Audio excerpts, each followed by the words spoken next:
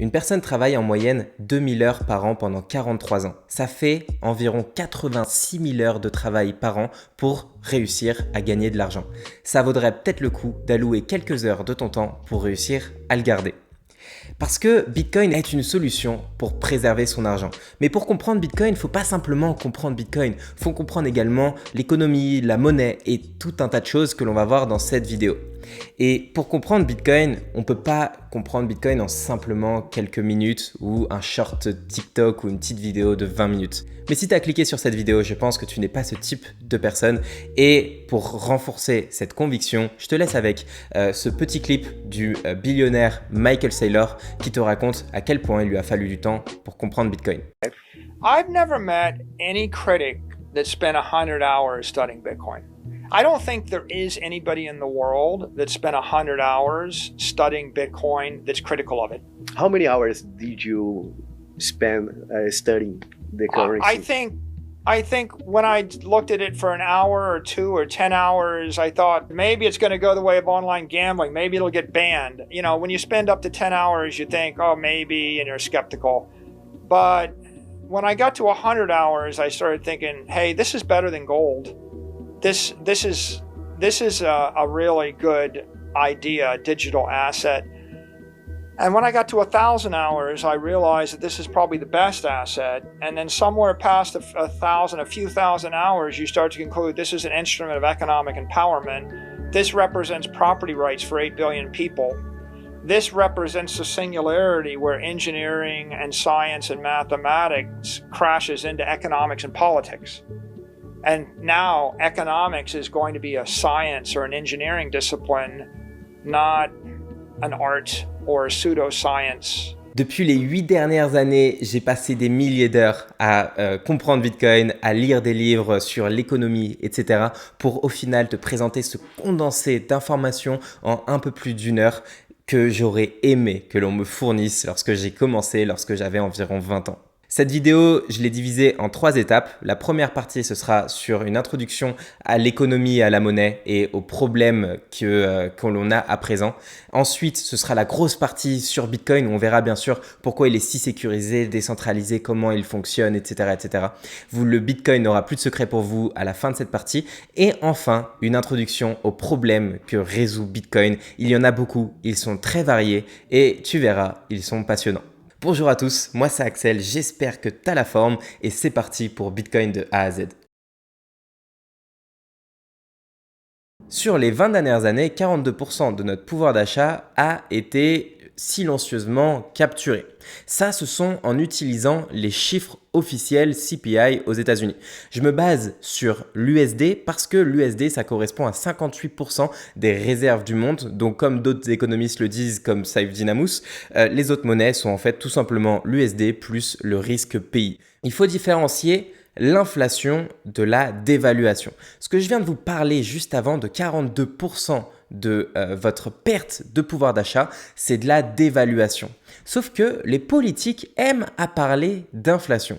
Et donc, il va falloir revenir sur la différence entre les deux. Lorsque vous entendez les politiques parler de Christine Lagarde qui dit l'objectif est d'atteindre un 2% d'inflation, c'est nécessaire, etc. Jérôme Powell aux États-Unis, on veut atteindre un 2% d'inflation. En fait, ce qu'ils sous-entendent, ce n'est pas de l'inflation, ce n'est pas de l'inflation dans son sens de sa définition, c'est de la dévaluation. C'est-à-dire qu'il est nécessaire pour, selon leurs termes, la consommation, il est nécessaire, pour promouvoir la consommation, il est nécessaire de dévaluer le pouvoir d'achat de l'ensemble des personnes de 2% par an. Mais l'inflation, c'est, dans son sens strict du terme, l'augmentation de la masse monétaire. Donc, pour augmenter la masse monétaire, par exemple, de 2%, si on augmente, par exemple, disons qu'il y a 100 € en circulation entre toi et moi, donc on possède 50 € chacun, une inflation, ce serait d'ajouter 2 € dans l'économie. Donc, ça voudrait dire que là, il y a eu un 2% d'inflation si soudainement Dieu nous ajoutait 2 € dans notre économie tous les deux. Mais la dévaluation, c'est s'assurer que notre pouvoir d'achat, donc les 50 € que l'on possède chacun, achète 2% de moins chaque année. Ça, c'est le réel objectif. Et pour ça, l'inflation est nettement supérieure. Parce que les êtres humains, on va revenir dans la partie sur les problèmes, la partie finale, mais les êtres humains sont plus productifs chaque jour, notamment. Donc, on a besoin de moins de temps pour accomplir nos tâches, etc. Donc, en fait, augmenter la masse monétaire de 2% ne dévalue pas nécessairement la monnaie de 2%. Au contraire, par exemple, sur les 20 dernières années, l'inflation aux États-Unis, encore une fois, la monnaie réserve, a augmenté de 224% au total sur les 20 dernières années, ce qui a résulté en une moyenne d'un peu plus de 2% de dévaluation par an. Donc, il faut vraiment être clair là-dessus. L'inflation est nettement au-dessus de ce qui est réel. C'est la dévaluation qui est de 2%. Et pourquoi c'est nécessaire d'avoir cette dévaluation de 2% constante ? C'est parce que les dettes, on fonctionne sous un système qui est basé sur le fait qu'on va avoir de la croissance, que le futur aura toujours plus de croissance. Et donc, on s'endette parce qu'on se dit que plus tard, il y aura plus de croissance qui permettront de rembourser nos dettes. Et plus de dettes égale plus de croissance. Sauf qu'on est arrivé dans un système vicieux où on a toujours plus de dettes et pour pouvoir rembourser les dettes du passé, il faut de la dévaluation monétaire. Parce que si vous remboursez de l'argent du passé, donc l'argent qui valait plus cher dans le passé avec de l'argent qui est plus facile à produire parce qu'il vaut moins cher dans le futur, c'est beaucoup plus simple de rembourser les dettes. Sachant que l'on est dans une économie surendettée de 238% de notre PIB mondial par rapport aux dettes mondiales, il faut dévaluer les monnaies. Si la monnaie se valorisait, donc par exemple que 100 € que tu as emprunté il y a 10 ans, ils deviennent plus difficiles à rembourser parce qu'il faut travailler plus, les dettes du passé deviendraient irremboursables. Donc, au contraire de ce qu'on appellerait la déflation, on a de la dévaluation, la baisse de pouvoir d'achat qui est nécessaire et donc qui mathématiquement est amenée à continuer. Parce qu'on ne peut pas perdurer le système économique dans lequel on vit sans de la dévaluation. Mais alors, comment on en est arrivé à une monnaie qui se dévalue de 2% chaque année ? Ça n'a pas toujours été le cas. Qu'est-ce qui fait une bonne monnaie ? Ça va être important pour la suite pour revenir sur la comparaison avec le Bitcoin. Ce qui fait une bonne monnaie, c'est quand elle est durable. Donc, c'est-à-dire qu'une monnaie, c'est un bien que tu acquiers pour pouvoir l'échanger contre un futur service ou achat de biens. Il doit être homogène, donc une monnaie, une pièce doit être égale à une autre pièce. Il doit être portable, donc tu dois pouvoir te déplacer pour pouvoir faire un achat. Il doit être divisible, donc par exemple pour pouvoir acheter vraiment des petites unités de biens ou de services. Et bien sûr, la dernière caractéristique, c'est qu'il doit être hard, il doit être dur. Cette dureté, c'est le fait que personne ne doit pouvoir en produire facilement et en produire beaucoup plus. Si tu détiens ton argent par exemple dans des chaises, soudainement il y aura des personnes qui vont être motivées à fabriquer plus de chaises et donc les chaises vont inonder le marché, dévaluant la valeur de chacune des chaises et tellement que les gens en auront marre des chaises et qu'elles n'auront plus de valeur. Et c'est pareil avec la monnaie, il faut qu'elle soit dure et qu'il soit difficile d'en produire plus. C'est pour ça qu'au fil de l'histoire, les monnaies étaient généralement toujours la chose la plus difficile à obtenir selon la région. Ça pouvait être des coquillages, des dents d'animaux, des pierres spéciales, etc. Et c'est pour ça que l'or a été la monnaie de base durant plus de 2000 ans. Pourquoi ? Parce que l'or est durable. Par exemple, les pharaons, lorsqu'ils sont déterrés de nos jours, l'or qui est enterré avec eux est toujours de la même qualité qu'à l'époque. Il est indestructible. Et ça en fait, du coup, ça aide dans sa durabilité. Il est homogène et bien sûr, il est rare. L'inflation de l'or est très limitée, donc il est très difficile d'en produire plus. Donc, tu sais que le pourcentage d'or que tu détiens va très peu se diluer au fil du temps, garantissant la pérennité de ta richesse. Et il est quelque peu divisible, mais ça a été justement ça le gros problème de l'or. Le problème de l'or, c'est qu'il est très peu divisible et il est très peu portable. Et c'est à cause de ça que s'est créé le monde fiduciaire, donc avec des monnaies, des monnaies de papier, etc., qui s'est créé au-dessus de l'or. Parce que, étant donné qu'il était très peu divisible, donc tu ne pouvais pas acheter par exemple une baguette de pain avec une pièce d'or, la pièce d'or achète beaucoup plus qu'une baguette de pain, et étant donné qu'il était très peu divisible, les banques ont commencé à émettre des billets de banque. Ces billets de banque, par exemple, étaient 100 billets de banque qui avaient une simple qui n'ont pas de valeur physique. La simple valeur est la garantie que 100 de ces billets de banque a bien été émis contre une pièce d'or et que si un jour vous arrivez avec 100 de ces billets de banque, vous allez pouvoir les changer contre une pièce d'or. Et donc ça permettait de rendre une pièce d'or plus liquide en contrepartie d'un cachet de cette banque, comme quoi il y avait vraiment une pièce d'or en banque contre ces 100 billets. Et donc, c'est là où s'est créé un système fiduciaire qui est devenu opaque, donc sur lequel personne ne savait réellement si les banques détenaient réellement la réserve d'or, et sur lequel, étant donné qu'il y a eu un manque de portabilité de l'or, étant donné que les personnes ne peuvent pas se déplacer avec de grandes quantités d'or sans que ça se remarque, et par exemple aux États-Unis, l'or a été soudainement banni en 1933. Donc de 1933 à 1974, l'or a été rendu illégal pour les Américains qui devaient remettre leurs pièces d'or ou toute grosse quantité, possession d'or aux banques. Et donc, les États-Unis possédaient un monopole sur l'or. Après, en plus, la Seconde Guerre mondiale, il y avait eu Bretton Woods où toutes les autres monnaies étaient basées sur l'USD qui, lui, était basé sur l'or. Mais la population ne détenait plus d'or et c'est là où ça a mené en 1971 à ce que Nixon sorta du standard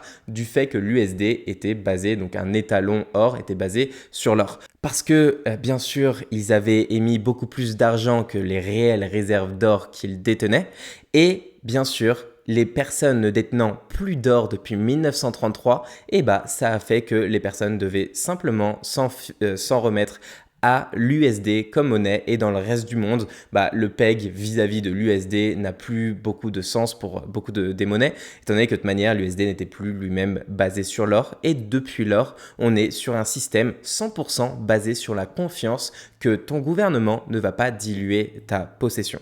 Et bien sûr, depuis que l'ensemble des gouvernements du monde ont la main mise sur la planche à billets, ils l'ont bien utilisée. Par exemple, il avait fallu 215 années pour atteindre 7 billions de dollars de dette aux États-Unis et on les a imprimés en l'espace de 2 ans, bien sûr, récemment.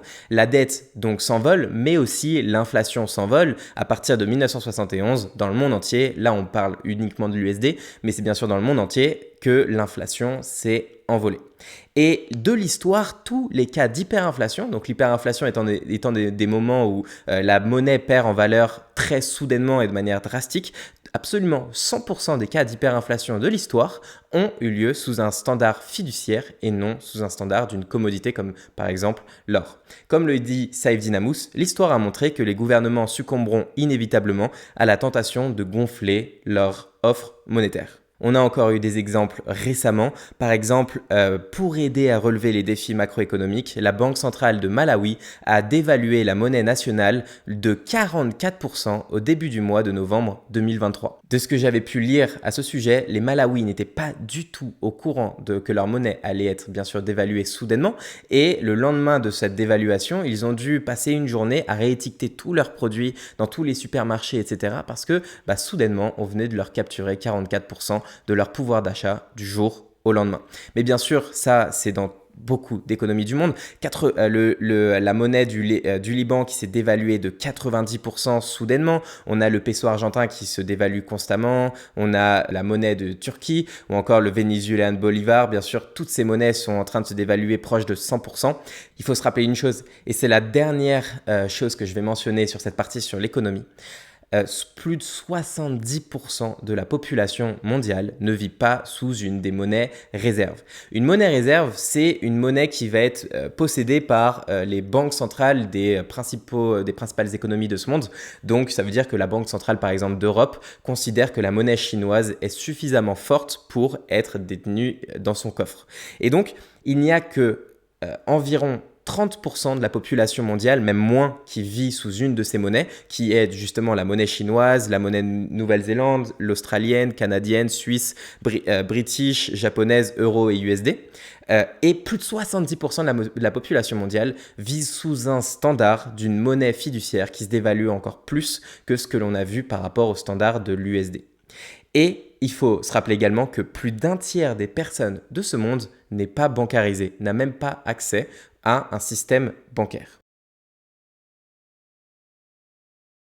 C'est donc dans ce contexte que s'est lancé Bitcoin. Je vais revenir sur qu'est-ce que la blockchain ou time chain, ça dépend comment on l'appelle, de Bitcoin. Je vais revenir sur tous ces termes après, mais dans un premier temps, tout ce que je veux que vous compreniez à ce moment-là, c'est que la blockchain, c'est quelque chose qui fixe dans le temps des données, en l'occurrence des transactions, mais on peut y insérer également des messages. Et donc, à tout jamais, tu peux revoir que dans la blockchain, donc la chaîne de blocs, dans le bloc numéro 1, par exemple, il y avait telles informations, telles transactions, etc. Et donc, dans ce premier bloc de Bitcoin qui a été miné, qui a été donc généré, disons-le comme ça, par le créateur, l'inventeur de Bitcoin, Satoshi Nakamoto, cette personne anonyme, on ne sait même pas si c'est une seule personne, un groupe de personnes, une femme, un homme, un asiatique, un africain ou je ne sais quoi. Dans ce premier bloc a été écrit « Le chancelier est sur le point de renflouer les banques pour la seconde fois ». C'était le titre du Times, le journal du jour où a été lancé Bitcoin. Les mots sont dits, c'est à partir de ce moment-là que Bitcoin s'est lancé sur une phrase qui montre la volonté qu'avait Satoshi Nakamoto lorsqu'il a lancé Bitcoin. En finir avec les monnaies imprimables sur demande et en finir avec la privatisation des profits et la nationalisation des pertes. Parce que lorsque il y a un renflouement d'une banque, parce que cette banque est en train de faire faillite, ce n'est pas de la réserve d'argent qu'ils ont, c'est de l'impression monétaire qui est au détriment de l'ensemble de la population qui vient d'avoir sa monnaie être dévaluée par cet argent fraîchement créé de toutes pièces. Et quand je parle de privatisation des profits, c'est parce que les banques systématiquement privatisent leurs profits, mais lorsque cette banque fait faillite, c'est là où il y a une nationalisation des pertes. C'est absolument tout le monde qui en paye les conséquences par la dévaluation.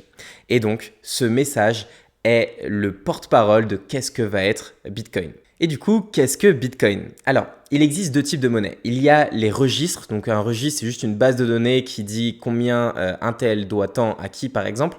Et le problème de ces registres, c'est qu'ils sont maintenus par quelqu'un, une tierce personne, un nœud central. Par exemple, la Banque centrale d'Europe maintient le registre de l'euro. Mais l'avantage, c'est qu'ils sont très scalables. Donc, par exemple, tu peux avoir un réseau de paiement au-dessus de ça, comme on l'a actuellement. Et il y a les jetons, donc par exemple une pièce d'or qui, eux, ne nécessitent pas de confiance. Par exemple, tu sais que tu as une pièce d'or, mais le problème, c'est qu'ils sont très peu scalables, donc très peu échangeables à grande échelle ou facilement échangeables. Et Bitcoin, c'est justement un registre échangeable, mais qui est cette fois-ci pour la première fois de l'histoire de l'humanité, un registre échangeable et décentralisé, qui garantit qu'aucune partie n'a rien gratuitement. Alors, cette partie sur qui garantit qu'aucune partie n'a rien gratuitement, c'est une partie de la définition très importante qui, selon moi, je vais vous expliquer pourquoi c'est si important juste après et pourquoi c'est si vrai. Mais c'est vraiment ma définition favorite et personnelle. Mais comme l'a dit Satoshi Nakamoto en 2010, écrire une description pour ce truc pour une audience générale est extrêmement difficile. Il n'y a rien sur lequel comparer Bitcoin. Bitcoin est absolument unique et vous allez le comprendre au fil de cette présentation. Alors maintenant, donc, on va s'attaquer à ce gros morceau de comment fonctionne Bitcoin. Je veux que tu te rappelles par contre que t'es pas obligé. Là, je vais t'expliquer comment fonctionne Bitcoin pour que tu aies de la confiance dans l'avenir, mais t'es pas obligé de retenir absolument toutes les informations de comment il fonctionne. Ça peut être quelque chose d'assez compliqué à assimiler, etc. Mais au final, t'es pas obligé de comprendre comment fonctionne le moteur d'une voiture pour pouvoir conduire ou comment fonctionne l'électricité pour utiliser une ampoule. Alors, avant de s'attaquer à comment fonctionne Bitcoin, il faut que je pose une pierre centrale, le SHA-256, donc, ce qui est un système de cryptage. Le SHA-256, donc, c'est un système de cryptographie et il est utilisé principalement pour la génération des adresses Bitcoin. Une adresse Bitcoin, c'est en fait un peu comme un IBAN, c'est une suite de caractères qui va être ton compte et également, c'est le système de hachage des blocs. Je vais revenir bien sûr sur qu'est-ce qu'un bloc un peu plus tard. Ce cryptage va transformer n'importe quelle donnée en une série de caractères de même taille. Donc par exemple, si je te mets un exemple, là je suis en train d'écrire, tu peux le voir à l'écran, par exemple j'écris pomme. Pomme avec un P majuscule et ensuite je vais écrire pomme avec un P minuscule. Comme tu as pu le voir, le retour de caractère a été exactement de la même taille et bien sûr totalement différent du premier retour de la première vague de caractère du pomme avec un P majuscule. Et maintenant si j'écris pomme avec un seul M par exemple, ça va être encore une chaîne de caractères totalement différent et cette chaîne de caractères est absolument aléatoire. Et par contre, si je réécris une nouvelle fois le même mot écrit de la même manière, je vais avoir exactement le même résultat. Dernière caractéristique très importante, du résultat, donc cette chaîne de caractères, tu ne peux absolument pas retrouver quels étaient les caractères initialement écrits, en l'occurrence pomme. Ce SHA-256 s'appelle de la sorte parce qu'en fait, tu as une chance de 2 à l'exposant 256 d'avoir le résultat que tu es en train de voir. Donc chaque fois que tu écris une série de caractères, c'est une probabilité de résultat qui est de l'ordre de 2 puissance 256, qui est l'équivalent du nombre qui est en train de s'afficher à l'écran à ce moment-là. Ce nombre, il est absurdement grand. Il est vraiment ridiculement grand, ça sert à rien d'essayer de visualiser ce nombre. Je vais juste te donner une métaphore pour que tu comprennes à quel point ce nombre est gigantesque et la probabilité de tomber sur un résultat auquel tu t'attends est improbable. Une roche spatiale meurtrière se produit environ une fois toutes les 30 millions d'années en moyenne. Cela conduit à une probabilité d'un tel événement se produisant dans la prochaine seconde à environ 10 puissance moins 15. C'est 1 trillion de fois plus probable que la collision SHA-256. En bref, si vous trouvez qu'une potentielle collision SHA-256 est effrayante, vos priorités sont fausses. Une collision, c'est le fait que 2 messages différents résultent en le même output, le même résultat. Et ce qui serait contraignant, mais c'est impossible. Enfin, c'est improbable. Je vous mets en description une petite vidéo additionnelle très courte, mais qui vous expliquera à quel point ce SHA-256 est abusément grand et sécurisé. Après la cryptographie, il nous manque une dernière notion à comprendre avant de s'attaquer aux étapes du fonctionnement de Bitcoin. Cette notion, c'est la notion de nœud versus mineur. Alors, les deux, donc un nœud et un mineur, les deux sont un nœud. Un nœud donc de Bitcoin, c'est tout simplement quelqu'un qui possède le registre de Bitcoin. Donc en fait, l'évolution des transactions, un peu comme la banque centrale est un nœud pour l'euro. C'est eux qui possèdent le registre. Donc tout le monde qui possède la base de données est un nœud. Donc c'est ça un nœud. Un mineur nécessite la base de données pour faire son travail, mais en plus de ça, un mineur, il va allouer une puissance de calcul contre récompense. Je vous en dis pas plus, vous allez comprendre par la suite. On passe à les étapes pour faire fonctionner le réseau Bitcoin. Et ces étapes, elles ont été exactement écrites de la même manière par Satoshi Nakamoto. Je les ai repris du white paper que je vous mets en description. Première étape, les nouvelles transactions sont diffusées à tous les nœuds. Donc, chaque transaction qui est en attente de validation va être diffusée à tous ceux qui possèdent un nœud étant le registre Bitcoin qui s'actualise en temps réel. Et donc, tous les nœuds voient apparaître les nouvelles transactions. Ensuite, dans l'étape 2, chaque nœud, donc en l'occurrence cette fois-ci, on parle des mineurs, rassemble les nouvelles transactions dans un bloc. Une fois que les transactions sont rassemblées dans un bloc, c'est là où on passe à la preuve de travail. Cette fameuse preuve de travail où en fait on s'imagine que les mineurs sont en train de faire des calculs farfelus, etc. Non, ce qu'ils font c'est extrêmement simple et donc on va voir ça dès maintenant. Ce que va faire un mineur, c'est rentrer les informations du bloc dans l'algorithme, enfin dans la solution de cryptage SHA-256. Donc il va y rentrer par exemple le hash du bloc précédent. Le hash c'est le résultat de ce qu'on a vu par exemple le résultat de pomme un peu avant. Donc ce résultat de 64 caractères donné par la solution de cryptage SHA-256. Pour lier chaque bloc entre eux, on reviendra là-dessus un peu après sur l'importance de faire ça.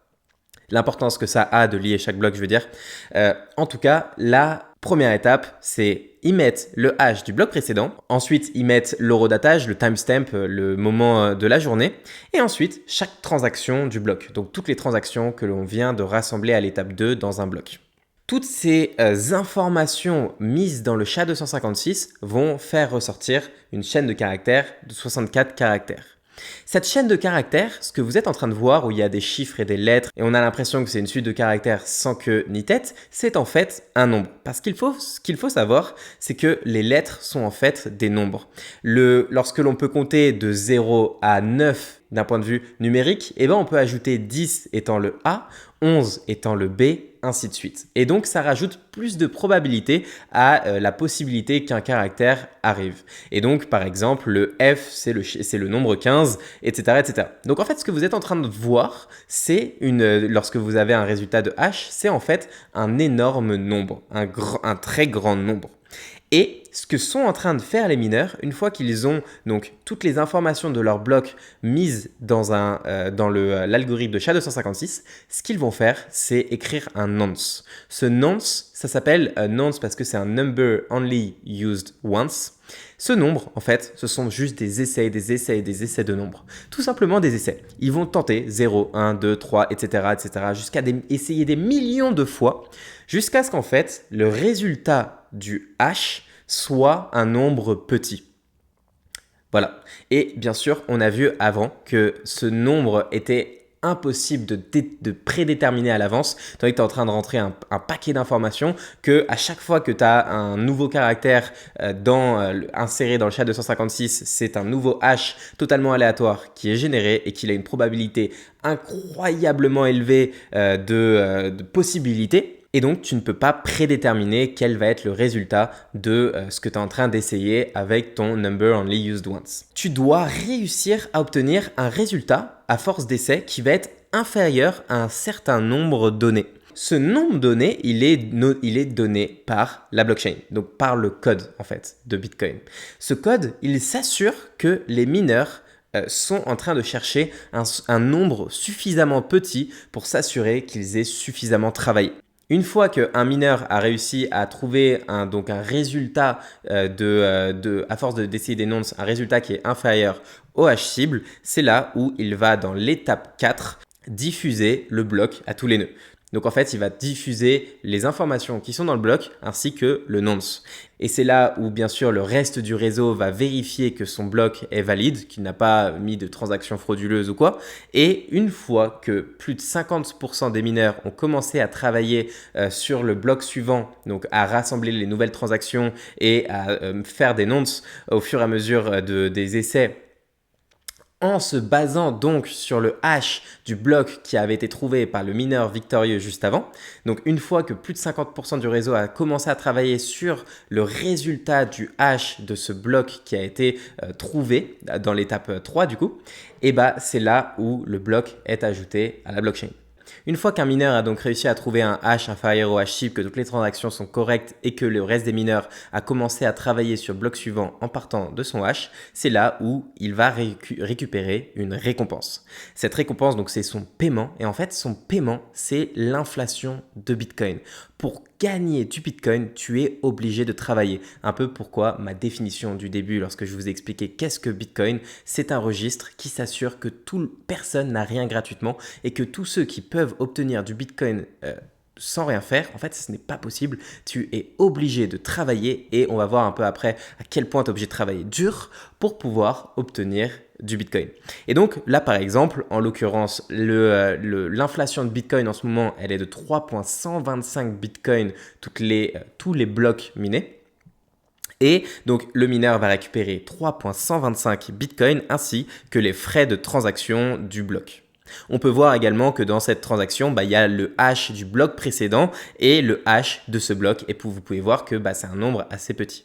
Maintenant, vous allez peut-être vous poser une question. La puissance de calcul au fur et à mesure augmente constamment. Le Bitcoin s'est lancé en 2009, à l'époque c'était Windows XP et il y avait très peu de puissance de calcul à pouvoir sécuriser Bitcoin comparé à maintenant où on a des fermes de minage qui comportent des milliers et des milliers de machines de minage qui ont un seul objectif, c'est créer des nonces et qui sont optimisés pour le SHA-256, etc. Et là, vous allez vous demander, mais comment ça se fait que Bitcoin n'est pas plus rapide qu'avant ? Pourquoi il n'y a pas plus de blocs minés ? Parce qu'effectivement, un bloc de Bitcoin, vous entendez certainement autour de vous dire que Bitcoin est trop lent. D'ailleurs, c'est une des narratives des alternative coins, les altcoins, qui est totalement fausse. Je vous explique peut-être après pourquoi si j'ai un peu de temps. Mais Donc pourquoi malgré l'augmentation de la puissance de calcul, on n'a pas réussi à augmenter cette rapidité? C'est à cause de justement ce nombre target. Ce nombre target, c'est l'ajustement de la difficulté. Cet ajustement, il est fait de manière automatique et il s'ajuste en fonction de la difficulté des 2 dernières semaines de travail.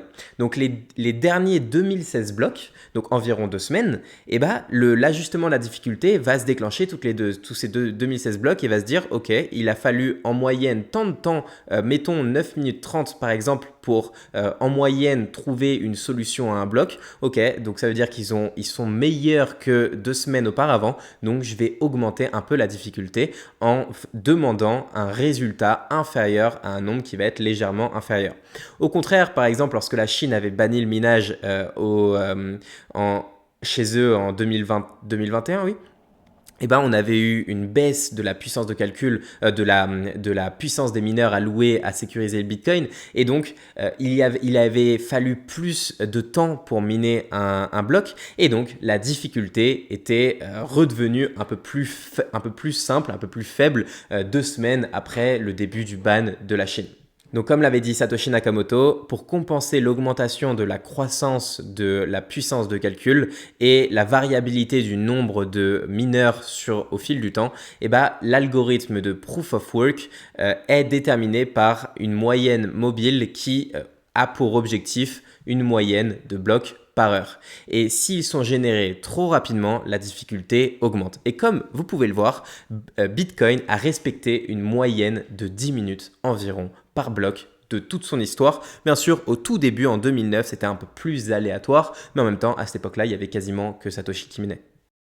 Ok, on vient de voir les étapes du fonctionnement de Bitcoin. Maintenant, la partie cool, c'est que vous avez compris donc les étapes, vous avez compris la partie théorique. Maintenant, on va voir pourquoi chacune de ces étapes est si importante, cruciale, innovatrice, etc.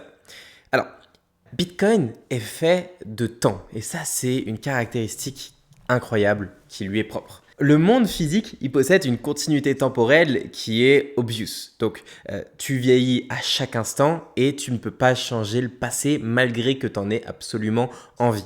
Et le problème du monde digital, c'est qu'il n'y a pas cette continuité temporelle qui est présente. Par exemple, une fois qu'un film est fait, tu peux le rembobiner ou l'accélérer. Une base de données, elle peut être modifiée par quelqu'un. Lorsque un fichier a été partagé, tu peux le copier à l'infini.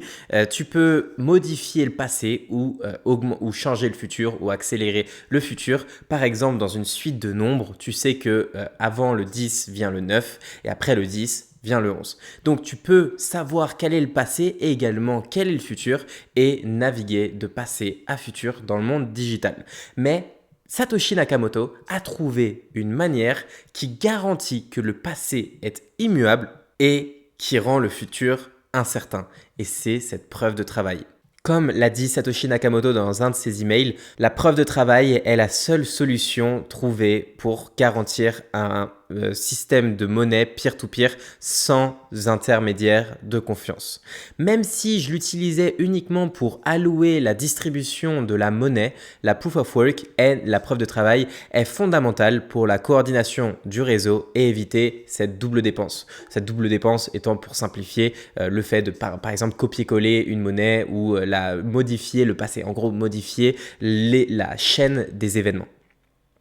Et comme il vient de le dire également, la Proof of Work, c'est ce qui distribue la monnaie au fil des gens qui la méritent et qui ont travaillé pour l'obtenir. Et toutes les personnes ont les mêmes chances de devenir un mineur. Il n'y a pas de règle à qui a le droit ou qui n'a pas le droit d'être un mineur.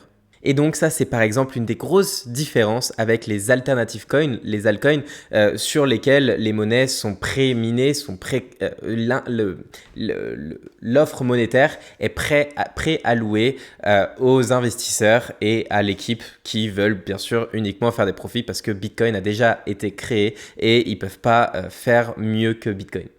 Bitcoin est fait de temps, également il est fait de travail. La preuve de travail, elle peut être générée donc par n'importe qui. Elle a un coût incontestable dans le monde réel, tout comme l'or. Donc Satoshi Nakamoto, il a réussi à faire en sorte que Bitcoin ait un réel coût dans le monde physique. La preuve de travail, elle permet à Bitcoin d'établir un historique des événements indiscutables et un futur inconnu. C'est la preuve que vous avez accompli une certaine quantité de travail pour deviner un nombre aléatoire. Et ce qui est extrêmement important, c'est que la personne qui vérifie, c'est extrêmement facile pour elle. Elle met les informations du bloc avec le nonce et voilà, le SHA-256, il est instantané. Elle peut vérifier que c'est bien la bonne solution et que le travail a été accompli. Satoshi a découvert une information sans intermédiaire de confiance qui peut être produite par le monde physique, liant la réalité dans laquelle nous vivons tous à cette rareté numérique. Et ce qui est une caractéristique unique et absolument fondamentale de Bitcoin, c'est que, étant donné qu'on sait exactement combien va être la récompense des mineurs et étant donné que l'on sait exactement qu'un bloc va arriver en moyenne toutes les 10 minutes, on peut prédire quelle est l'inflation de Bitcoin. Et cette inflation, elle est donc prédéfinie depuis le début. La preuve de travail permet de garantir qu'aucun Bitcoin n'est acquis sans effort, mais aussi elle permet de connaître à l'avance combien de Bitcoins seront créés dans le futur. Comme le dit Jack Mallers, l'or est bloqué sous terre, Bitcoin est bloqué dans le futur. Par exemple, on peut produire beaucoup plus d'or qu'il y a 100 ans parce que lorsque l'or est bloqué sous terre, si on est plus productif à réussir à obtenir cet or et à le creuser, ou alors lorsque l'or augmente en valeur, les mineurs sont plus profitables et donc peuvent allouer plus de ressources et creuser plus d'or. Si il y a plus de mineurs dans Bitcoin, la difficulté augmente et ça ne créera pas plus de Bitcoin. Lorsque vous arrivez dans un endroit sur Terre où il y a beaucoup de demandes pour y vivre, le prix de l'immobilier va croître, mais les promoteurs immobiliers vont savoir qu'il y a un marché à se faire parce qu'il y a de la demande et donc l'offre va augmenter. Il va y avoir plus de création immobilière et donc l'offre va suivre la demande. C'est pour ça que Bitcoin est unique. Malgré le fait qu'il y ait plus de demandes, l'offre ne sera jamais augmentée pour suivre cette demande. Si la demande augmente, il n'y aura pas plus d'offres de création de nouveaux Bitcoins. C'est une politique monétaire qui donc est prédéfinie. Et cette politique monétaire, elle est rythmée au fil des halvings. Ces halvings, c'est un événement qui a lieu tous les 210 000 blocs et qui divise par deux l'émission de nouveaux bitcoins. Cette donc émission qui est donnée à un mineur en récompense de son travail. Cette inflation est donc divisée par deux tous les environ 4 ans, donc environ tous les 210 000 blocs, ce qui arrive environ tous les 4 ans. Bitcoin est désinflationniste, c'est-à-dire qu'au début, il fallait distribuer les bitcoins, etc. Il fallait créer de l'offre monétaire, il fallait récompenser via beaucoup de bitcoins les premiers arrivants qui voulaient sécuriser le réseau lorsqu'il n'avait pas encore fait sa preuve de temps, etc. Il fallait donner plus de motivation. Il récupérait donc 50 bitcoins toutes les 10 minutes. Aujourd'hui, on est passé à 3,125 bitcoins lors de ce halving de 2024 et dans 4 ans, on aura cette fois-ci donc 1,5625 Bitcoin, etc., etc. La désinflation de Bitcoin est donc de 2 fois moins d'inflation tous les 4 ans.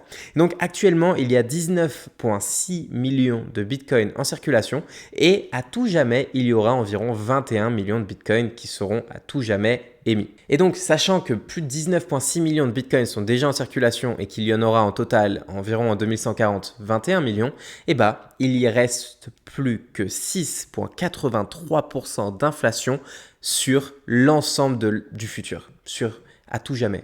6,83%, je ne parle pas par an, je parle au total. Et je ne parle pas de désinflation comme les monnaies fiduciaires, je parle d'inflation, d'augmentation de la masse monétaire. Maintenant que vous savez exactement ce que fait un mineur et comment il doit énormément travailler pour réussir à trouver ce hash inférieur au hash cible, pourquoi c'est si important? J'ai commencé à vous donner des éléments de réponse, mais également c'est important bien sûr pour la sécurité de Bitcoin. Alors, avant de vous expliquer plus en détail, je vais vous passer un petit clip de Andreas Antonopoulos, certainement peut-être la personne sur cette terre qui a Orange Pill, qui a converti à Bitcoin le plus de personnes. Do you have any concerns about a large nation state that has interest in just actively destroying Bitcoin to make their own, super rigs and design chips and just throw hundreds of millions or billions of dollars to intentionally disrupt the blockchain. Yeah, I don't worry about that at all. This cannot be done with Bitcoin anymore. This is something that can only be done with nascent altcoins. Bitcoin has achieved a level of computing that no single nation state can overthrow it through computation alone. The effort to do so would require a massive covert operation of chip fabrication, then the coordinated assault that would give them dominance over the next block for 10 minutes until we kick those bastards off the network, rework the protocol around them. They would be revealed. They would have lost $1 billion doing this, and all they got to do was one double spend. Now, here's the thing. Long before we get to that point, they figure out that if they just let this stuff run, they can actually get some Bitcoin as a reward because the incentive structure actually works. And so I'm not worried about that. And a lot of people are watching the blockchain. And as I said before, what are they going to do? So they take over and they fork the blockchain and they go somewhere, right? They've created an alternative blockchain. Great. What are we going to do? Who's going to join the NSA blockchain? Anybody want to jump on FedCoin? So we're all going to stay on the old fork, and it would take $1 billion to pull the most ridiculous Keystone Cops failure in history. Plus, this would actually require government that can do IT. Ok, donc cet extrait de Andreas, ce qu'il t'explique, c'est que il faudrait donc, cette vidéo elle a été publiée en 2016, je ne sais pas quand il a fait ce speech, mais donc en 2016, c'était déjà nécessaire environ $1 milliard d'investissement en machines de minage pour pouvoir réussir à obtenir une majorité du réseau. Cette majorité du réseau, elle est importante parce que comme je l'avais expliqué lors des étapes les étapes pour valider une transaction, pour être ajouté dans le bloc, c'est lorsque plus de la majorité des autres mineurs ont commencé à travailler sur le bloc suivant que ton bloc est ajouté à la blockchain. Et si tu possèdes plus de la majorité de la puissance de calcul, eh ben en fait, tu commences déjà à travailler sur le bloc suivant à partir de ton hash précédent. Et ça veut dire que tu peux théoriquement faire un bloc malicieux, y ajouter ce que l'on appelle donc un double spend. Tu vas pas pouvoir faire, je vais revenir sur qu'est-ce que tu vas pouvoir faire après, mais tu vas pas pouvoir faire grand-chose de toute manière. Mais donc, mettons que donc tu détiennes plus de 50% du réseau, c'est là où tu vas pouvoir forcer l'ajout dans la blockchain d'un bloc relativement malicieux. Et pour détenir 50% du réseau, donc c'est là où la difficulté est présente, c'est qu'avec cette motivation qu'ont les mineurs à sécuriser le réseau, grâce à la récompense, étant donné qu'ils sont payés 6,25 bitcoins il y a encore un mois au moment où je tourne cette vidéo, enfin une semaine, 2 jours au moment où j'enregistre cette vidéo, et par rapport à maintenant où c'est 3,125 bitcoins, anyway, ce sont des centaines de milliers de dollars de récompense à chacun des blocs, et toutes les 10 minutes fournies à ces mineurs. Donc ils ont une énorme motivation, donc ça veut dire qu'il y a une énorme compétition entre les mineurs pour réussir à sécuriser le prochain bloc, et donc la puissance de calcul augmente, et obtenir 50% de la puissance de calcul globale devient de plus en plus cher. Actuellement, il est estimé que pour en détenir environ 51% du réseau, il faudrait débourser 20 milliards de dollars. 20 milliards de dollars, ce qui est colossal, et en plus, ça c'est en se basant sur le principe qu'il y aura 20 milliards de dollars de machines de minage qui seront disponibles à l'achat, ce qui n'est pas du tout réaliste, étant donné qu'en plus c'est un marché où il y a beaucoup de demandes et il n'y a pas assez d'offres. D'ailleurs, les machines de minage, il y a un énorme marché du resell des machines de minage, et donc les machines de minage sont une denrée rare et impossible pour quelqu'un d'acheter 20 milliards de dollars de machines de minage, encore moins sans que ça se remarque. Et donc on le remarquerait qu'un État essaye de mettre la main sur autant de machines de minage par exemple, et donc on pourrait les virer avant même qu'ils arrivent à 50% du réseau. Et en plus de ça, étant donné qu'il n'y aura jamais 20 milliards de dollars de machines de disponibles, le prix augmenterait de manière faramineuse. Donc le prix réel serait largement supérieur à ces 20 milliards de dollars. Mais bon, partons du principe qu'ils arrivent malgré tout à détenir 50% du réseau. Qu'est-ce qu'ils pourraient faire avec ça ?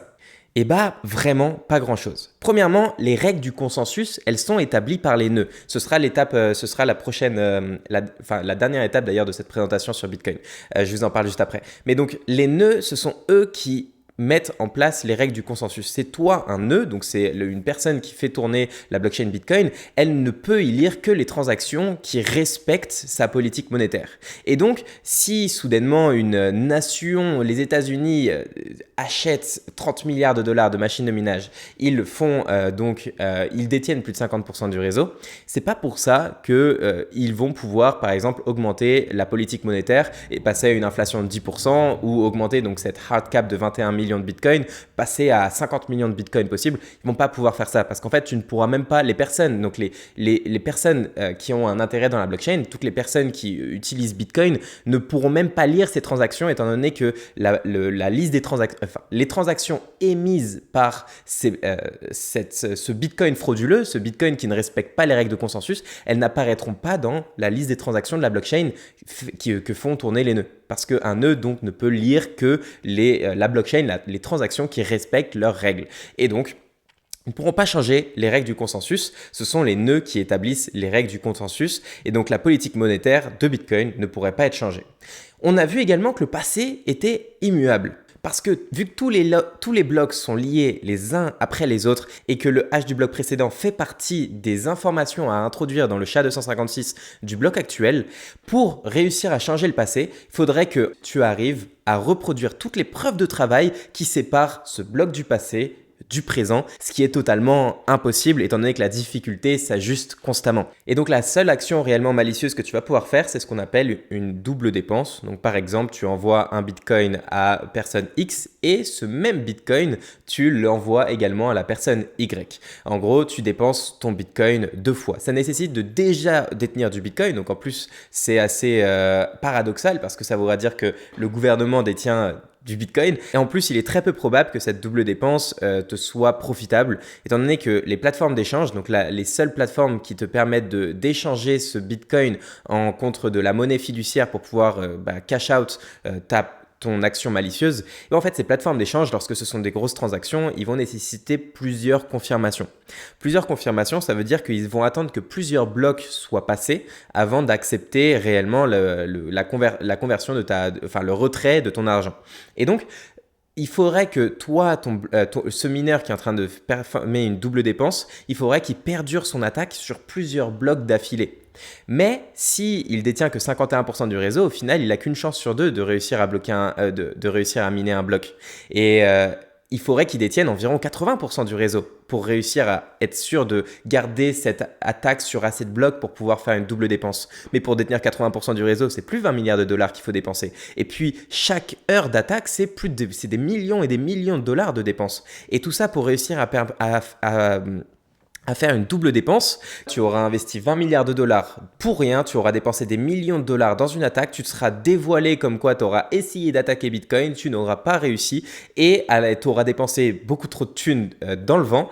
En gros, si un attaquant a des millions de dollars à dépenser par heure, il est incité à sécuriser Bitcoin et à être récompensé par l'inflation plutôt que de gaspiller ses ressources. C'est pour ça que c'est si important que Bitcoin soit fait d'énergie, parce que c'est parce qu'il est fait d'énergie que le passé est inchangeable. Et c'est parce qu'il est fait d'énergie que tout le monde peut accéder à ce travail qui est récompensé par du Bitcoin. Tout le monde a accès à l'énergie, que ce soit un agriculteur en Afrique grâce à l'énergie solaire ou encore au pied d'une chute d'eau ou encore via l'électricité de Manhattan. Tout le monde a accès à l'énergie. L'énergie, c'est quelque chose du monde physique qui est transporté dans Bitcoin, quelque chose de digital qui lie les deux mondes ensemble et qui fait que le passé est protégé par l'énergie. Si tu veux changer le passé, il va falloir que tu reproduises toute l'énergie qui a été dépensée à chaque bloc. Et il va falloir que tu la reproduises en un rien de temps, en un temps inférieur aux autres mineurs pour produire le bloc suivant, ce qui est tout bonnement impossible. Et donc le passé est protégé par l'énergie et le futur est inconnu. Si soudainement aucun mineur ne se met à travailler, aucun bloc n'est produit. C'est pour ça que personne ne peut obtenir du Bitcoin sans travailler et donc la Proof of Work s'assure que personne n'a rien sans travailler et tu peux pas juste détenir du Bitcoin, gagner du Bitcoin parce que tu détiens du Bitcoin. Non, tu es obligé de travailler si tu veux détenir plus de Bitcoin, à l'inverse bien sûr des monnaies fiduciaires. Ok, on en arrive possiblement à l'étape, l'information la plus importante qui est la caractéristique à mes yeux la plus importante de Bitcoin. C'est ce qui différencie Bitcoin de l'euro, c'est ce qui différencie Bitcoin de l'ensemble des autres crypto-monnaies. C'est en partie ce qui fait que Bitcoin est unique et qui ne peut pas être reproduit. C'est le fait que Bitcoin a des petits blocs. Bitcoin a des petits blocs de simplement une moyenne de 7 transactions par seconde et c'est la narrative qui explique selon les crypto boys que les cryptos sont meilleurs que Bitcoin. Mais en fait, c'est totalement faux. L'importance de Bitcoin, c'est la décentralisation. Et c'est parce que Bitcoin a des petits blocs que Bitcoin est décentralisé. Je vais vous expliquer pourquoi les autres cryptos ne sont pas décentralisés et Bitcoin l'est un peu après. Mais avant, qu'est-ce qu'un nœud ? J'ai déjà commencé dans cette vidéo à vous l'expliquer parce que c'était nécessaire, mais je vais par exemple vous donner cette métaphore, enfin pas cette métaphore, cette vision. Lorsque donc ça ressemble à ça, un nœud d'ailleurs, c'est vraiment, ça c'est en fait un Raspberry Pi, c'est une sorte un hardware, une technologie qui permet de faire tourner un logiciel. Donc en fait c'est le code Bitcoin et ça c'est un disque dur qui permet de stocker les transactions.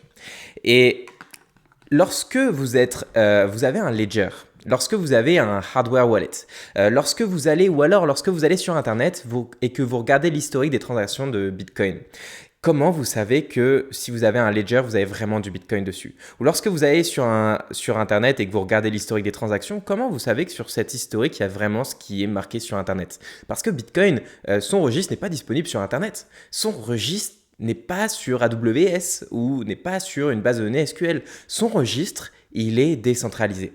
Et c'est parce que Bitcoin a des petits blocs que les personnes, comme moi par exemple, on peut avoir la base de données de Bitcoin.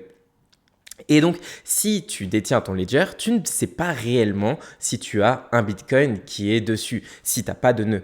Si tu as un nœud, tu vas aller dans les caractéristiques et tu vas te connecter à ta propre base de données. Un nœud, c'est la base de données. Et c'est là où si tu vois toujours que tu as un Bitcoin sur ton ledger, c'est là où tu peux être certain que tu as un Bitcoin. Sinon, ce que tu es en train de faire, c'est croire en la base de données de Ledger et celle qu'eux décident de te communiquer. Je ne suis pas en train de dire que Ledger est en train de donner des fausses informations. Non, je pense qu'ils sont totalement fiables, bien sûr. Mais ce que je veux dire par là, c'est que tu es en fait connecté au nœud de Ledger.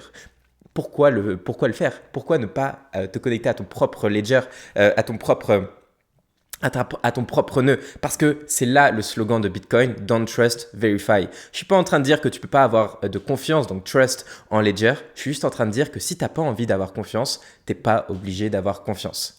Et c'est parce que les blocs sont petits que Bitcoin est décentralisé et que les personnes peuvent faire tourner leur propre nœud. Lorsque tu vas faire tourner ton nœud pour la première fois, lorsque tu vas donc acheter les composants, c'est juste un Raspberry Pi et un disque dur, tu vas sur ce Raspberry Pi, tu vas télécharger le code de Bitcoin. Ce code, c'est en fait les règles de Bitcoin, les règles de consensus. Et après, tu vas télécharger petit à petit l'ensemble de la base de données en repartant de la transaction numéro 1. Et tu vas retélécharger l'ensemble de la base de données qui va être toi-même transmise par un autre nœud. Et une fois que tu auras fini de télécharger toute la base de données, toi-même, ton nœud, tu vas pouvoir commencer à transmettre les transactions autour de toi et partager la blockchain Bitcoin aux autres personnes qui ont envie de se connecter. Et à partir de là, si quelqu'un voulait changer les règles de Bitcoin, par exemple, si quelqu'un voulait passer à plutôt que 21 millions, avoir 30 millions de Bitcoin, si lui fait de son côté, fait tourner un nœud Bitcoin avec 30 millions de Bitcoin et qui décide de miner du Bitcoin avec cette nouvelle règle, toi tu ne la verras pas. Les acteurs économiques de Bitcoin ne le verront pas parce que les seules transactions que tu peux voir, ce sont celles desquelles tu auras accepté le code Bitcoin, le code que toi tu as confiance, donc le consensus qui définit les règles qu'on a discutées au fil de cette vidéo. Et personne ne peut changer les règles ou du moins t'obliger à changer les règles. C'est ça qui est le plus important. Donc les règles sont entre les mains de toutes les personnes, de tous les acteurs économiques. C'est nous qui décidons des règles et crois-moi que les nœuds ne sont pas prêts à se tirer une balle dans le pied et à changer leur politique monétaire. Par exemple, si tu détiens 1% de tous les bitcoins en circulation, tu ne vas pas changer la politique monétaire, tu ne vas pas accepter tout changement, tu n'accepteras que les transactions qui respectent toutes les règles de consensus parce que tu n'as pas envie de diluer ta part du gâteau mérité que tu as acheté au fil de ton effort, etc. Et que tu n'as pas envie de diluer les efforts de ton travail ou que quelqu'un d'autre dilue les efforts de ton travail. Et un nœud ne peut pas être obtenu par un altcoin. Parce que les altcoins, par exemple, Solana, c'est, je sais plus, un bloc toutes les millisecondes, c'est quelque chose comme ça. Tu peux avoir un consensus entre les personnes en si peu de temps et ça fait passer beaucoup trop de transactions, etc. Ça fait que la blockchain est centralisée. Il n'y a que eux qui ont le registre. Le code n'est pas décentralisé parce que donc le code est là-dedans finalement. Le code est là-dedans. Si Bitcoin Core change les règles vers des règles qu'on n'a pas envie d'accepter, on ne change pas les règles de notre code. Et le code est décentralisé et personne ne peut le changer parce que les personnes peuvent faire tourner leur propre nœud et accepter les transactions qui respectent les règles qui ont été mises en place. Solana, Ethereum, etc. Le code ne peut pas être décentralisé. Ils détiennent le code. La blockchain est beaucoup trop grande pour pouvoir faire tourner un nœud. Donc même eux, la blockchain, elle est stockée sur on ne sait quoi, sur AWS ou je ne sais pas. En tout cas, il n'y a aucune décentralisation. La blockchain est stockée la base de données est stockée sur quelque chose de centralisé le code est toujours entre les mains de l'Ethereum Foundation. S'ils veulent changer les règles unilatéralement, ils peuvent le faire et ils l'ont déjà fait plein de fois dans le passé. J'ai une vidéo sur pourquoi l'Ethereum est centralisé. Elle s'affiche en petite fiche épinglée. Maintenant que tu as vu toutes les caractéristiques de Bitcoin, je vais revenir sur ce que je t'avais raconté au début des caractéristiques qui fait une bonne monnaie. Alors, regarde, Bitcoin est durable dans le temps. Bitcoin, c'est une information technologique faite d'énergie. Il faudrait réussir à détruire tous les nœuds en circulation, donc en fait tout l'historique de la blockchain pour détruire Bitcoin. Il faudrait interdire la création de nouveaux nœuds et détruire tous les nœuds en circulation pour arrêter Bitcoin, ce qui est absolument impossible parce qu'absolument tout le monde peut faire tourner un nœud. Et un Bitcoin est identique à un autre Bitcoin, donc il y a cette homogénéité. Bitcoin est portable, c'est 12 ou 24 mots dans ta tête, c'est ça le mot de passe Bitcoin. C'est lorsque tu vas créer ton adresse Bitcoin, tu vas avoir 12 ou 24 mots qui vont être générés, ce sera ta clé de récupération. Ces 12 ou 24 mots font Bitcoin. Lorsque tu retiens ces 12 ou 24 mots dans ta tête, tu es le Bitcoin. Si soudainement les États-Unis interdisent Bitcoin, tu t'envoles en avion au Salvador, en Europe, en Asie, je ne sais pas où. Il y aura toujours la game theory, la théorie des jeux, fait que si un grand pays interdit Bitcoin ou un pays ou un continent ou je ne sais pas, tu auras une énorme motivation pour les autres pays à accepter Bitcoin parce qu'il y aura des flux de capitaux qui vont arriver chez eux. Tu auras toujours des continents ou des pays qui vont accepter Bitcoin et personne ne peut interdire Bitcoin parce que tu ne peux pas arrêter la décentralisation et si jamais ils interdisent Bitcoin et que c'est pas assez convenient pour toi de continuer à vivre dans ce pays, c'est pas comme l'or, tu peux te déplacer avec ton Bitcoin, retenir tes 12 ou 24 mots et t'envoler dans un autre pays. Il y a une image, c'est Bitcoin est bloqué dans ton cul, l'or est bloqué dans ton cul alors que Bitcoin est bloqué dans ta tête. Et si jamais quelqu'un veut te confisquer Bitcoin, par exemple Christine Lagarde dit Bitcoin est interdit, je sais que tu as acheté un Bitcoin il y a 3 ans, la blockchain le dit. Moi, j'ai oublié mon mot de passe. Genre, c'était 12-24 mots, je les ai oubliés. Ou alors, il y a cette joke de boating accident, c'est-à-dire un accident de bateau. J'ai fait tomber ma clé privée dans un accident de bateau. Voilà, elle est perdue. Qu'est-ce qu'ils vont faire contre ça? Christine Lagarde, qu'est-ce qu'elle va faire contre ça? Elle n'a pas la main mise sur ton Bitcoin. Et donc, tu te casses de ce pays, là où Christine Lagarde aura décidé de créer un régime dictatoriale où elle a besoin de contrôle pour exercer du pouvoir et toi tu te casses avec ta politique monétaire inchangeable où chacun de tes efforts est maintenu pour toujours dans une monnaie qui ne peut pas être diluée et personne ne peut arrêter Bitcoin. Ensuite, la divisibilité. Bitcoin est divisible en 100 millions d'unités. Donc un Bitcoin dans un Bitcoin, il y a 100 millions d'unités. Une petite unité, la plus petite, c'est ce qu'on appelle un SAT. Un SAT de l'abréviation Satoshi.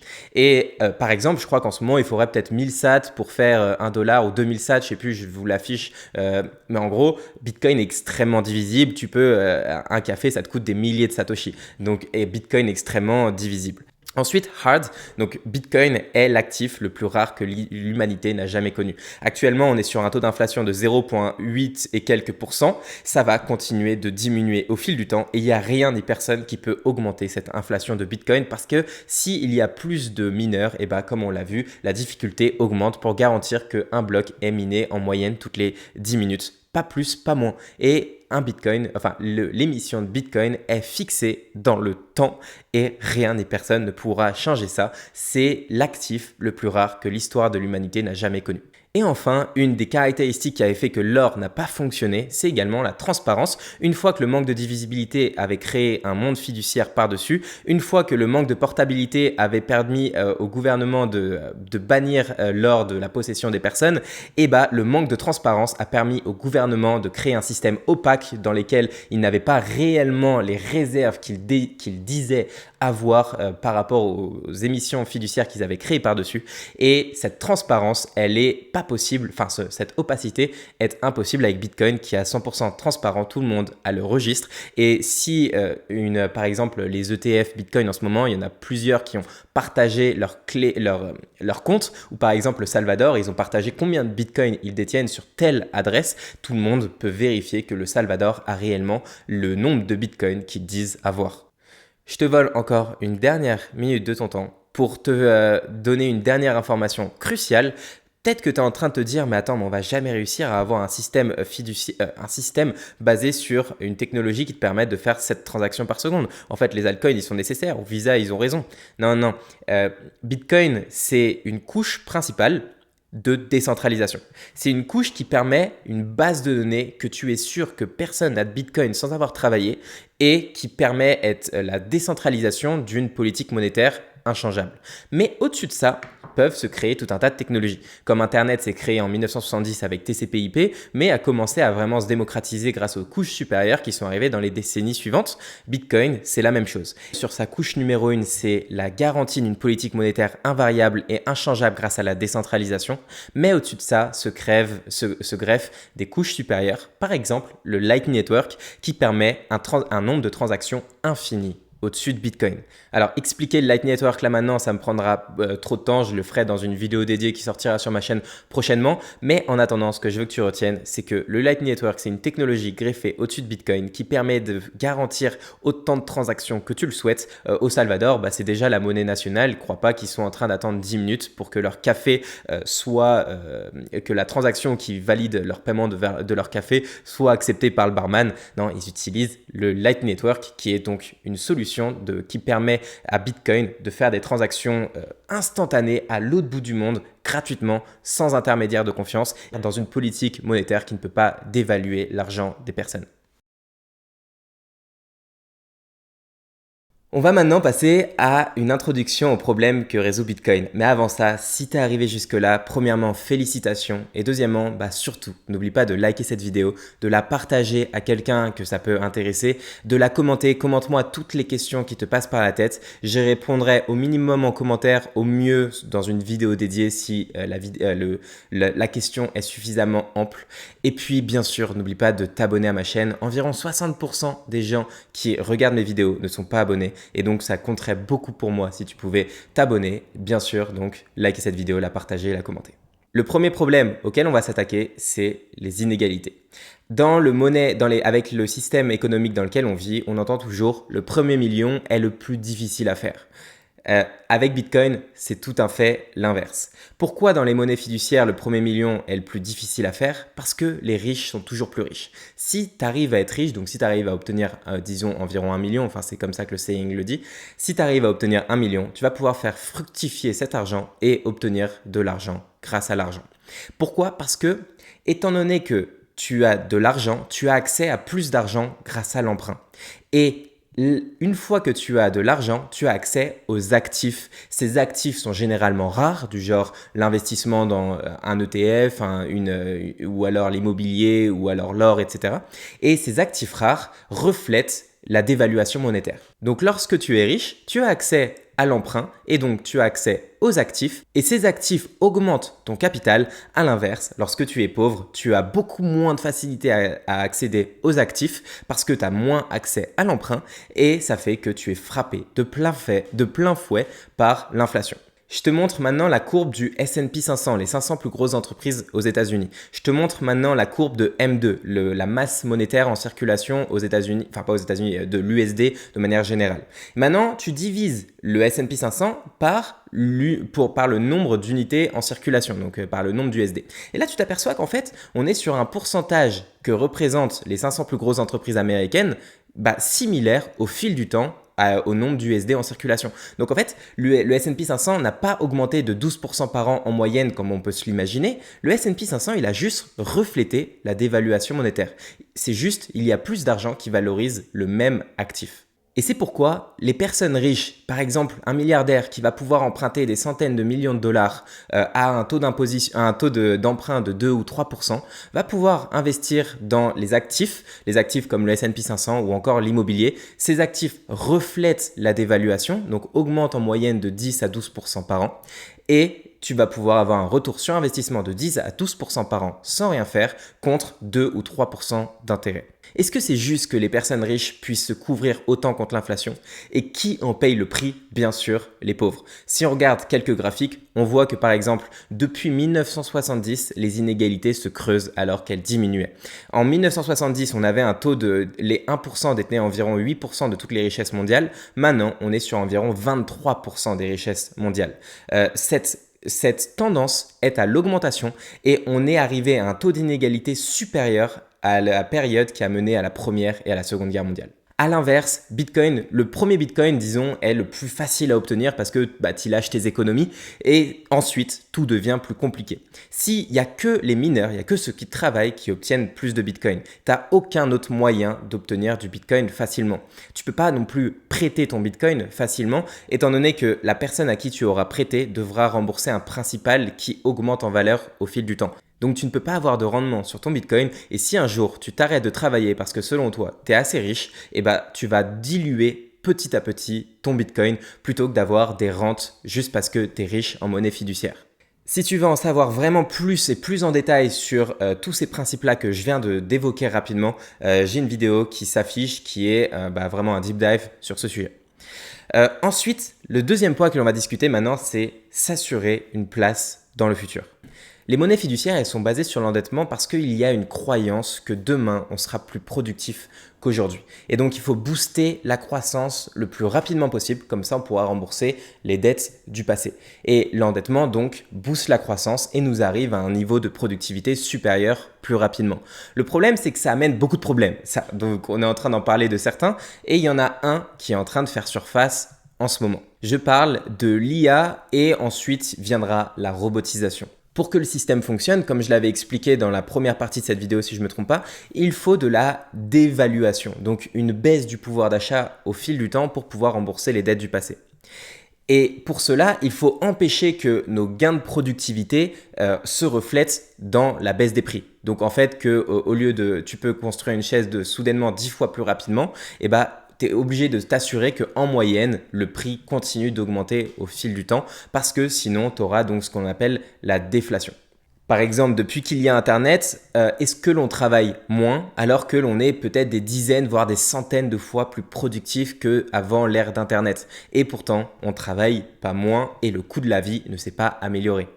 Dans la prochaine décennie, toutes les grandes personnes autour des IA, que ce soit Mustapha de DeepMind, que ce soit Mo Gauda de Google X, que ce soit Sam Altman ou autres d'OpenAI, prédisent que l'IA va être supérieure cognitivement, au niveau de va avoir une intelligence supérieure à l'être humain sur absolument tous les secteurs dans la prochaine décennie et que dans les prochaines décennies, cette intelligence sera des milliards de fois, voire en tout cas des millions de fois supérieure à celle de l'être humain. Qu'adviendra-t-il de nous? On sera en compétition avec des IA qui seront 1 million de fois plus intelligente que nous et quasiment gratuite, ou alors avec des robots qui feront le travail 24 heures sur 24 sans jamais avoir à se reposer. D'ailleurs, c'est la même caractéristique que pour les IA. En tout cas, plus les grandes entreprises des IA parlent de UBI, Universal Basic Income, un revenu de base universel. Donc, tu seras garanti dans le système du futur d'avoir une monnaie qui est obligée de se dévaluer, donc tout pouvoir d'achat qui continuera de se dévaluer au fil du temps. Tu seras à la merci de combien voudront te redistribuer ces entreprises qui, elles, feront le travail. Et le patrimoine que tu auras accumulé jusqu'à présent continuera de se dévaluer avec le temps. Avec Bitcoin, il n'y a que 21 millions d'unités qui valorisent l'ensemble des produits sur cette terre. Donc imagine 100 millions de produits par exemple sur cette terre. Si demain, grâce aux IA, on est 100 fois plus productif et que soudainement il y a 1 milliard de produits sur cette terre, il y aura toujours que 21 millions de Bitcoin qui vont valoriser ces produits. Et avec Bitcoin, donc, si tu es soudainement 10 fois plus productif à produire une chaise, eh ben, tu vas pouvoir en acheter 10 fois plus. Grâce à Bitcoin, tu es sûr que au moins si les IA remplacent ton travail ou que les IA en tout cas boostent notre productivité, que ton pouvoir d'achat en sera reflété, que tu vas gagner en pouvoir d'achat. Et donc, ainsi, le futur est beaucoup moins effrayant. Si tu veux en savoir plus, j'ai une vidéo dédiée sur ce sujet, sur pourquoi Bitcoin est si important dans l'ère de l'IA. Rendez la guerre infinançable. Si tu regardes dans l'histoire, l'ensemble des guerres des 2 derniers siècles ont été financées pas par la taxation, pas par une soi-disant réserve dans les caisses de l'État. Non, elles ont été financées par l'impression d'argent, étant donné que les gouvernements ont mainmise sur l'argent, l'impression monétaire. Et avant que, depuis 1971, on passe sous un standard où ils ont le contrôle sur l'argent et donc c'est encore plus simple, avant 1971, durant le siècle d'avant, systématiquement qu'il y avait une grande guerre, l'État sortait de l'étalon or durant l'espace de cette guerre pour pouvoir financer la guerre avant de revenir sous l'étalon or par la suite. Par exemple, durant les guerres napoléoniennes, l'Angleterre était sortie de l'étalon or durant 25 ans. Ou encore, en 1914, une grande partie de l'Europe est sortie de l'étalon or pour financer la Première Guerre mondiale, avant de revenir sous l'étalon or en 1925 et de le requitter, bien sûr, un peu avant l'aube de la Seconde Guerre mondiale. Sous l'étalon Bitcoin, la guerre deviendrait impayable. En tout cas, les grandes guerres. Et les gouvernements y réfléchiraient à 2 fois avant de se lancer dans une guerre. Parce que seule la taxation permettrait de financer la guerre et les gouvernements devraient payer le juste prix de la guerre et non pouvoir perdurer la guerre de manière illimitée grâce à l'impression monétaire qui impacte l'ensemble de la population et qui détruit leurs économies. J'ai une vidéo dédiée sur le sujet qui s'affiche. La déflation favoriserait la qualité alors que l'inflation favorise la baisse de la qualité. Lorsque les prix des matières premières augmentent, 2 solutions s'offrent aux producteurs, soit augmenter le prix de vente, soit baisser la qualité. Et c'est pour ça que l'on a autour de nous, systématiquement dans absolument tous les secteurs de notre vie, une baisse de la qualité des produits, des matériaux, etc. On a une baisse de la qualité de notre alimentation avec des produits toujours plus industrialisés pour baisser les coûts et bien sûr tous les problèmes de santé que ça apporte. Il y a un livre qui s'appelle Fiat Foods, pourquoi l'inflation a détruit notre santé et comment Bitcoin fixe cela. Mais c'est pas qu'une réalité avec notre alimentation, c'est une réalité avec nos meubles, avec une qualité de meubles que nos grands-parents, ils s'échangeaient leurs meubles de génération en génération. Nous, un meuble Ikea, il dure environ 5 ans avant que ton enfant le pète. Nos vêtements, avec des vêtements qui durent 1 ou 2 ans avant d'avoir une élasticité qui est défoncée. Nos bâtiments qui s'effritent et nos bâtiments qui ne durent pas, qui ne sont pas faits pour durer des siècles comme dans le temps. Nos shampoings ou nos savons qui contiennent des perturbateurs endocriniens par la baisse de la qualité des produits. Je pourrais faire une liste pendant un long moment, mais tout ça pour dire que la baisse du pouvoir d'achat favorise constamment la baisse, une baisse de la qualité parce que les producteurs sont obligés de baisser la qualité pour éviter de refléter l'augmentation des prix. En tant que bon végétarien, je me sens également obligé de rappeler que au fur et à mesure de l'inflation et de la baisse de notre pouvoir d'achat, ce sont les animaux qui en pâtissent avec une qualité de vie toujours plus misérable. Et également, l'inflation et la baisse de la qualité des produits, ça ça incite à la surconsommation ou alors ça force à la consommation parce que tu es obligé d'acheter plus souvent. Et bien sûr, ça impacte négativement la planète. À l'inverse, la déflation, elle favorise la qualité parce qu'au fil du temps, le pouvoir d'achat des personnes augmente. Mais aussi, pour une raison un peu moins évidente, c'est que sous un standard Bitcoin, les entreprises, elles lanceront leurs meilleurs produits dès que possible pour maximiser leurs gains maintenant. Parce que, étant donné que Bitcoin, il est déflationniste, les entreprises, elles seront motivées à produire leurs meilleurs produits possibles dès maintenant pour pouvoir maximiser leurs revenus maintenant tant que Bitcoin est à un prix inférieur au futur.